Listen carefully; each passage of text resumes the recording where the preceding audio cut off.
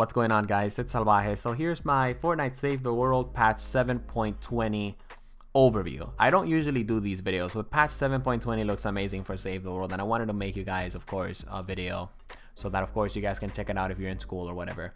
Anyways, as you guys probably saw by the thumbnail, we're getting the Ice King as well as the Ice Queen in Fortnite Save the World. That is amazing. I cannot wait to bring you guys some gameplay of those skins, and I'm definitely gonna have to grind some hero XP like today because I want to have enough materials and enough hero XP to, of course, level up both of these guys. However, let's talk about that, right? So the Ice Queen, you can actually unlock it from the Frostnite Week 3 challenge. So according to Epic, basically every enemy wave is going to have the same type of enemy, and players need to eliminate a specific number of enemies to, of course, progress to the next wave. This sounds like it's going to be pretty easy. However, it also sounds like it can be very annoying. For example, what if we get a Smasher wave? Or what if we get a Taker wave? A lot of you guys have been telling me in the comment sections that when it comes down to Frostnite, the #1 thing that holds you back is Takers. So I really hope this challenge isn't as hard. However, we are going to be getting the Ice Queen. So, you know, I guess you could say, you know, if it's hard, it's kind of worth it, I guess, because we're getting a unique hero. Or are we? Because that's what we're going to talk about now, right? We're going to be talking about the Ice King as well as the Ice Queen. Right here, it says that the Ice King is going to be available in the event store. So that's good. We can get the Ice King for some gold. We can get him on Wednesday at 7 p.m. Eastern time. However, the Ice King is a reskin of the Hot Fixer Constructor subclass. That's definitely not good because, in my opinion, the Hot Fixer Constructor subclass isn't super viable and super fun when it comes down to the end game. And honestly, I'd rather just rock any other constructor instead of Hot Fixer. That's just my opinion though. However, the Ice Queen is going to be a reskin of the Striker Outlander subclass. And the Striker Outlander subclass can be somewhat viable in the end game. For the most part, the Striker subclass of Outlanders, you usually just use them to, of course, gather a lot of materials. So I guess you could say the Ice Queen is kind of worth getting. However, Epic also pointed out, I'm really glad they pointed this out. They said each hero will be unique when the new hero loadout launches. So hopefully what they mean by this is that the Ice King and the Ice Queen are both going to have unique perks to them, and they're actually going to be somewhat viable when it comes down to the end game. I really hope that's the case, and they're not saying that the Hot Fixer and Striker subclass are going to be completely different when the new hero loadout launches. Also, I really hope the hero loadout launches soon, because I have been holding back about 60% of my Save the World projects because I'm waiting for the hero loadout to actually launch. Okay, I had a lot of videos planned, but then they announced the hero loadout, and I basically had to hold those plans back because I don't want my Save the World videos to be outdated. You guys know what I mean? Okay, let's talk about another important stuff. If you have a soldier or a weapon that had damage resistance, you can actually recycle that soldier or that weapon, and you're gonna get some Re-Perk back and some perk up, and on top of all that, you're also gonna be getting some evolution materials and XP that, of course, you use for that weapon.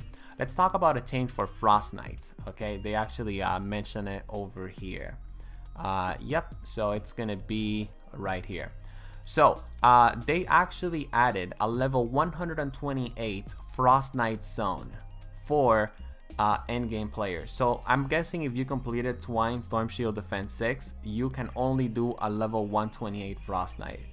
This is a huge problem, alright, because I completed SSD 6, but I have no 130 weapons because basically I have no use for 130 weapons. However, this isn't really something that I'm worried about because I can always, of course, sort of party up with someone that is a little bit of a lower power level.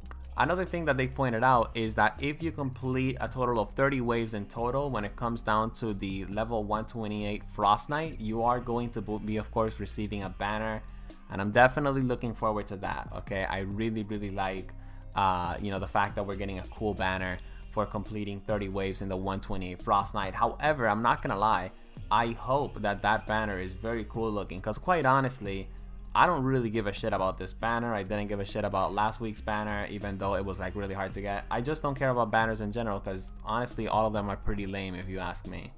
Anyways, another thing that they pointed out is that we're going to be having increased rewards when it comes down to the Frostnite mode, and they also said that they also sort of changed up the levels when it comes down to Frostnite zones. So a lot of you newer players, a lot of you Plankertown and Canny Valley players that were doing like power level 88 or power level, I don't know, 64 Frostnite, even though you guys were like power level 40, you guys are not gonna have to worry about that. So that's of course pretty amazing.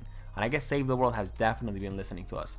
Check this out right here. They fixed the bug on Deliver the Bomb. That is amazing because Deliver the Bomb is a very, very buggy mode. Anyways, another thing that I want to talk about is this right here. They have increased the amount of Re-Perk that we're going to be getting from mission rewards, perk caches, and mission alerts. So basically this means that if you complete a Twine mission that has a Re-Perk in the mission alert, you're going to be receiving about maybe 150 Re-Perk or so. I can't wait to try those changes and of course bring you guys the news.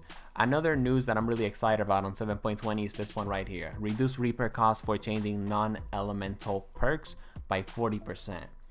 Hopefully what this means is that we can change our weapons perk from physical to energy, or from energy to fire, or from fire to nature by 40%. That they reduce the cost of the Re-Perk that it takes by 40%. Because quite honestly, I have the Pain Train Assault Rifle. The Pain Train Assault Rifle is really good, but I have it on physical damage because I'm not willing to spend 1,500 Re-Perk to put my Pain Train on energy. It's just way too much Re-Perk, specifically for someone that has to be spending Re-Perk to, you know, do some pretty decent weapon reviews. You guys know what I mean?